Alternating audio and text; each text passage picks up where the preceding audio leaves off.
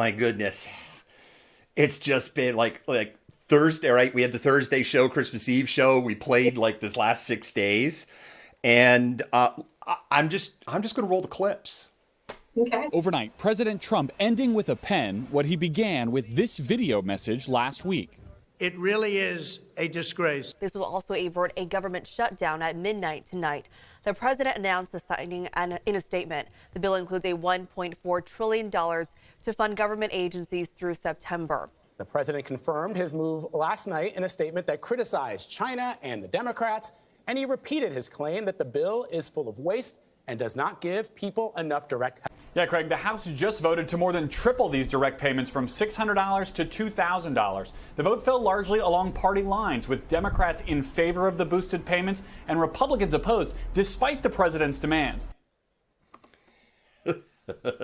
So much to unpack here. And there's a lot actually to explain because there's a lot of confusion. And I've read, particularly with people who are on unemployment, there is massive amounts of confusion. And we're going to try to unpack some of that. And I actually did some reach out to the state. The state is like overwhelmed. I didn't take it personal. Like, who the hell's Malcontent News? I didn't take it that way. And I will say also the information on the state website is just, it's not good. And, you know, it's written like politicians write it or government drones wrote it. So, you know, Trump went to Mar-a-Lago to play golf and ruin Christmas for 40 to 50 million Americans who literally were wondering how they're going to eat next week when we go back to Christmas Eve. Mike Pence went to Vail on a ski trip. And there's like all these rumors and questions like, is Pence going to like bail from the United States after January 6th? That'll be interesting to see. Whole separate story. Saturday comes and goes. He doesn't sign. There is just, right, the economists are like, holy crap. Landlords are holy crap. People that are renting are holy crap. People on unemployment are holy crap. And then Sunday, he signs it after slagging this out and saying, no, no, no, no, no. Like, what the hell is going on up here? Yeah, no, I was actually really kind of surprised he signed it because I thought he was going to dig in a little bit harder. And I don't know, whatever, maybe he had a temporary Grinch moment long enough to slide his hand across the paper. I don't know, like his heart grew a size and he wrote his signature and then everything went back to normal. But it is super confusing. And I've been on some of the unemployment hardship, like, you know, group websites or group sites on Facebook today. And there's a lot of confusion, even like that kind of final payment that was supposed to through the week of December 26th has been pending or late for people. People are very confused about, you know, the status of their claims, if they need to reapply for benefits, what's going on with the Inslee money. There's a whole lot of confusion in the context of unemployment. And like you, I went onto the unemployment website to kind of play around and see what information was out there. And it's very, it's not thorough. It's not really comprehensible. It doesn't necessarily answer the questions that are really, you know, really plaguing people at the moment. And so what's going to happen is that's going to inundate call centers with people who are confused by this lack of information. Right. And I agree. So let's try to unpack some of that together here, Jennifer. So if you're on unemployment, regular plain old unemployment, and your unemployment isn't like in adjudication or investigation, or you're just getting your unemployment money on the weekly, you're getting paid. Check. Yeah. If you're on PEUC, and same thing, you're not in adjudication, you're not investigation, you're getting paid. Check.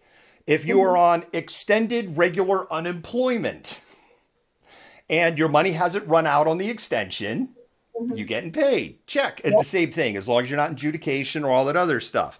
If you are on pandemic unemployment assistance, and you were all set, everything was going, and you have your current, where you're going for this week, but that's for last week because it's in arrears. So 12/26 was the end date. So you Yep. are still getting paid this week. Not the we're going to get to the 550 here in a minute. Yep. Not the 550, you're going to get whatever you would normally get because it went through 12/26. The cutoff was 12/26. This is the donut. This is the week where everyone has fallen off the cliff. Have I got Yeah. it right so far?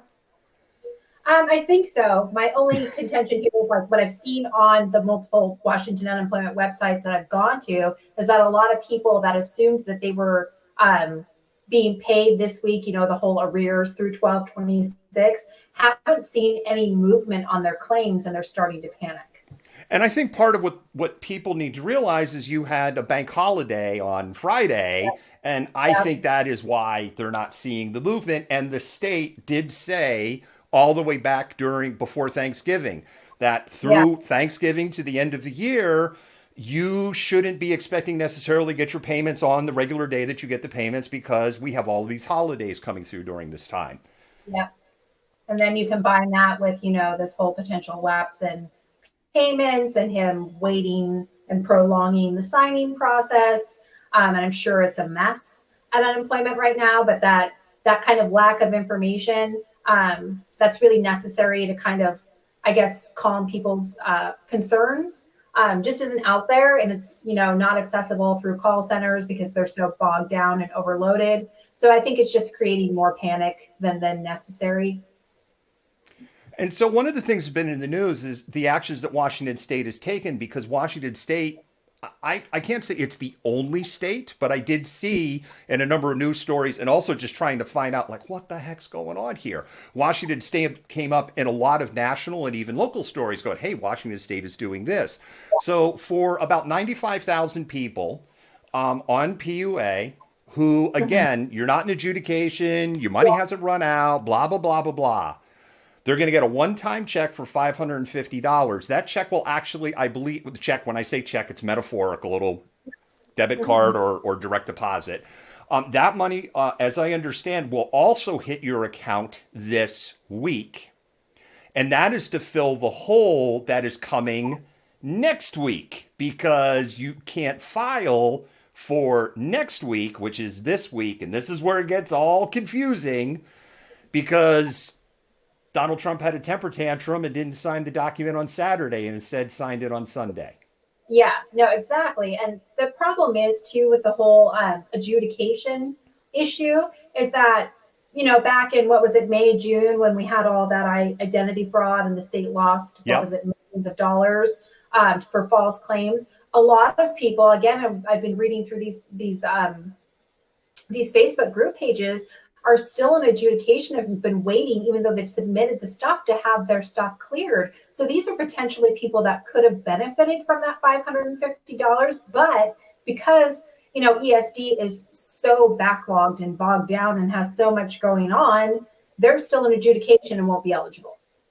Well, and let's have some bipartisan throttling of politicians here. Our head of employment security here in Washington State is a professional bundler who had raised over $2 million for the Democratic Party.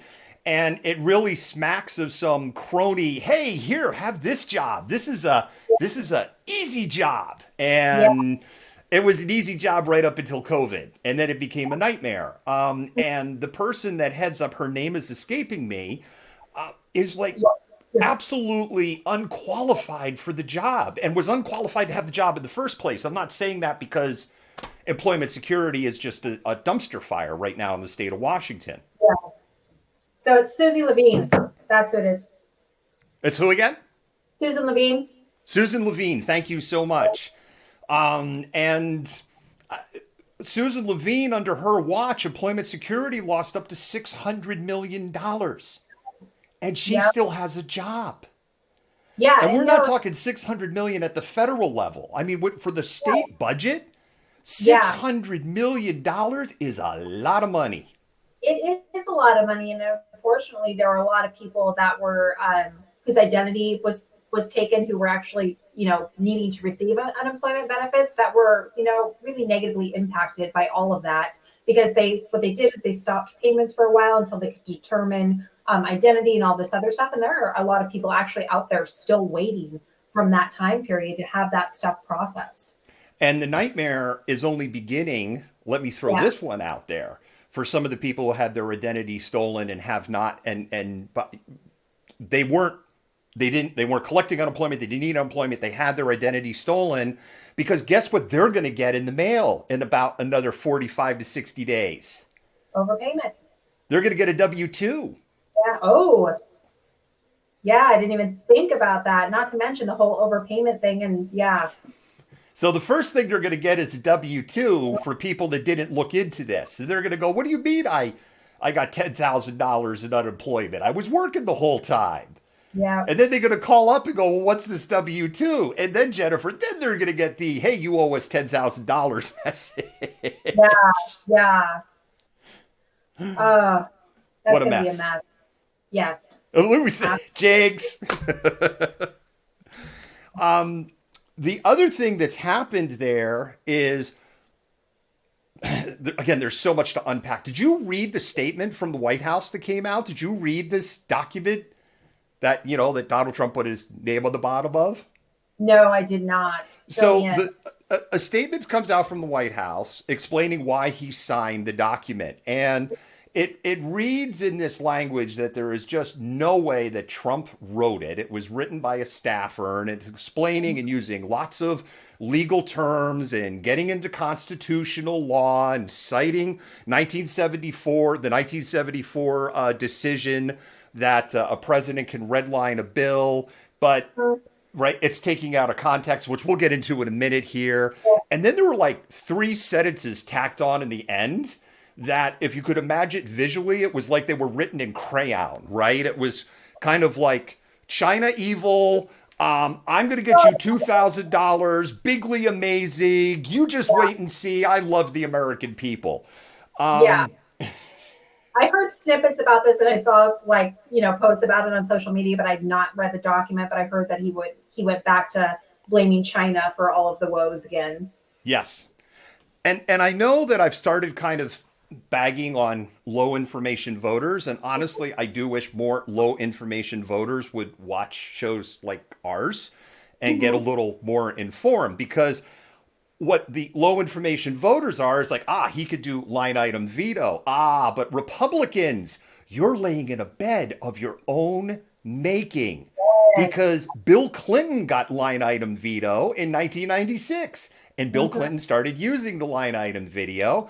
And in Clinton versus New York, Supreme Court case 1998, line item veto was determined, pushed by the Republican Party, to be unconstitutional. Mm-hmm. Yep. Wah, wah, wah. Wah, wah. I know. I'm a pretty compassionate person, but the degree of sympathy I have for Mike Pence and the Republican Party right now is about like that. Yes. And what people don't understand that are like, he's redlined this document, right? What people don't understand is he can redline it all he wants. The House and Senate's already voted on it. So it's symbolic. But his followers aren't going to latch on to the symbolism. What they're latching on to is he's done line item veto, and the House and Senate isn't going to honor it. Hence, we must burn the House and Senate down in flames and fury because they're not supporting dear leader. And it's like, no, he can't. Yeah. He was supposed to redline it before that's what he could do. And the whole reason that was passed in 1974 was to reduce presidential power of a Republican, Richard Nixon, because what happened is on programs that Nixon didn't like, because Nixon was paranoid and vindictive, although Donald Trump has taken it to a whole new level, that Richard Nixon must be smiling from heaven or hell, wherever he may be right now, and go, I'm so happy this asshole got elected. I'm no longer the crook. Oh. My little dog Checkers, too. Okay. So this was passed because what Nixon was doing was He would sign it. Fine, you're gonna make me sign it. There, I signed it. But then he wouldn't release the money.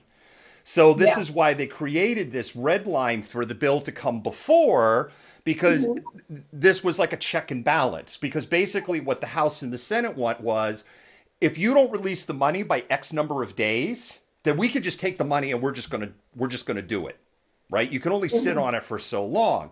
But to give the balance side back to the president, we could send the bill to you and you can go, I don't want this, I don't want that, I don't want this, and it forces the conversation.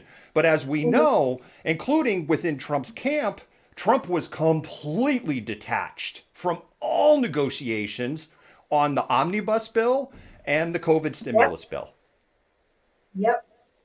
He was pouting, hiding in his bunker, whatever he was doing, golfing, I don't know.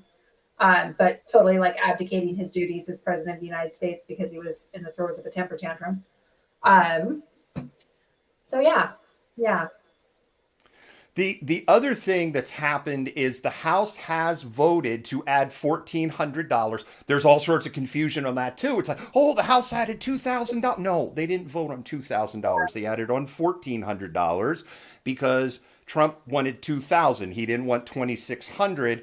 And that vote was almost down party lines. Democrats voted for it. Republicans voted against it. And by all reports, this is dead on arrival when it goes to the Senate. It is not advancing. Yeah, absolutely. And Bernie Sanders came out with a statement in an interview talking about he was going to, basically force the Republicans to vote on it. But I mean, you can force them to vote on it. It's, an interesting political show, political theater, but it's not going to change anything. But Donald Trump, in doing all of this political theater, has essentially thrown Mitch McConnell and the Senate Republicans completely under the bus. Yes, he has. And I've heard reports that he is quite unhappy with McConnell and company right now. Because there's no win. Because the Republican Party, I've noticed something in the last week, the Republican Party has all of a sudden starting to care about the deficit again, as we predicted right after the election. And I've noticed that. And one of the things that I've brought up is, well, Donald Trump has increased the deficit by over $7 trillion. And the immediate comeback is, oh, yeah, well, Obama increased it by $8.6 trillion. And it's like, well, you're conveniently leaving out that Obama was president for 8 years, not 3 3/4, or now we're up to 3 9/10 at this point. So you're leaving that little tidbit out. You're also leaving out the fact that when Obama became president of the United States, he took the Bush economic recovery plan and the architects of the Bush economic recovery plan in a show of bipartisanship and just ran with their plan. He really didn't change anything up. That included trillions of dollars in bailouts and quantitative easing to major corporations and not the American people. Yes. Yeah, it never ceases to amaze me the amount of times when you counter or try to bring up anything Trump has done, how it's still countered with Obama, like he's president, or Hillary and her emails. But the deficit thing, I've noticed that it's become quite prominent on the Republican conversation again lately. You were definitely spot on about that. And I think we're going to hear a lot more about that over the next 4 years. I was watching a little bit of Freight Broker today, and it was interesting to watch because I will say this. He's not happy with Trump. He flat out articulated, I don't know who in particular it was. I say Freight Broker because I know they have multiple people on there. Yeah. Whoever was speaking this morning, not happy with Trump, was taking shit in the comments on you're not a supporter and true believer and blah, blah, blah. I actually fired a couple of comments on it. He read my comment on air. And because one of the things he said, one of the things that he said was, I don't know what his plan is. What's his plan? And my thing was, he doesn't have a plan. Dude, come on. And that's all I wrote. And he literally read that on air. And I was like, oh my God, I just trolled Freight Broker. And he's agreeing with the malcontent. I hope Freight Broker is going to see this clip now and just be like, damn it. No, not really. Because I've said many times, and you and I, Jennifer, we've talked about this. Yeah. I think people agree on the symptoms. That and I think people kind of can identify the disease. It all falls apart on how we go to cure it. Yes, absolutely. Absolutely. But he has no plan. And the last thing I want to talk about before we jump to commercial and then our next story, because I think it just bears clarification of people's minds. The other thing, there was this tweet, this terrifying tweet from Rasmussen today with the Stalin quote, although people don't know if Stalin basically said this or not. But the quote is roughly, voters don't get to decide, the people don't get to decide, the people in charge get to decide. And then Rasmussen goes on to explain how Mike Pence on January 6th can go, well, I refuse to count the electors from these 6 disputed states. But that's actually not true. And that's not how the Constitution works or is written at all. No, it's not. And it was entertaining to me when I saw that they had served Mike Pence with papers today. Some of the Republican Party was trying to put him in front of a Trump-appointed judge in Texas to Gomer. Basically force his hand to appoint Trump-favorable electors. And Gomer is a special kind of stupid. I mean, he really is a special kind of stupid. That's alarming. From Texas, the bastion of police reform. Yeah, it's going to be an interesting next couple of weeks. It is going to be an interesting next couple of weeks, and I continue with my grave concerns. Particularly on the 6th, where the president is practically inviting the brown shirts to come and tear Washington, D.C. apart on the 6th. I mean, it's like he's looking for his Kristallnacht or his Reichstag fire. Yes, absolutely. Absolutely. So we will see what happens with that. And with that, Jennifer, I'm going to go ahead and roll a commercial. Okay.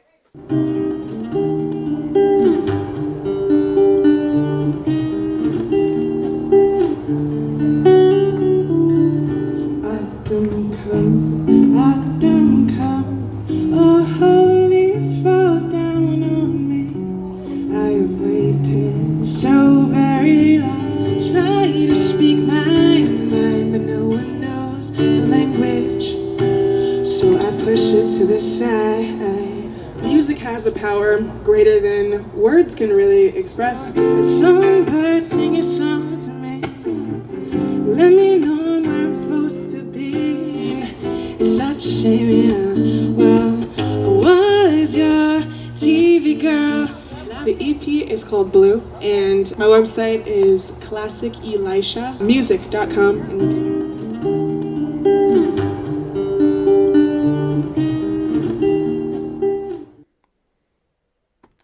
All right, so I was looking at a couple of your comments while Classic Elijah ad was running on there. Questions on the Stalin quote. Yes, I totally agree with that. Shell, you're asking about anything about how service members and others be paying double payroll tax starting in January because of the 2020 deferment. Yeah, surprise. That's another one we forgot to talk about, isn't it? There's going to be a lot of very upset people here who are going to get a pay cut going starting the first week of January. What the hell happened? Man, I don't know. It's I just feel like everybody's very excited that 2020 is almost done, and I feel like 2020 is going to have like an encore, at least for the first few weeks of the year, and it's going to be an absolute mess. I hope I'm wrong, but it's not looking that way. No, it isn't. 2021 is reaching its drinking age, and it is going to go on a drunk rampage, I think. Yes, it is. But we'll be here to report it. And with that, I'm going to go to our next story.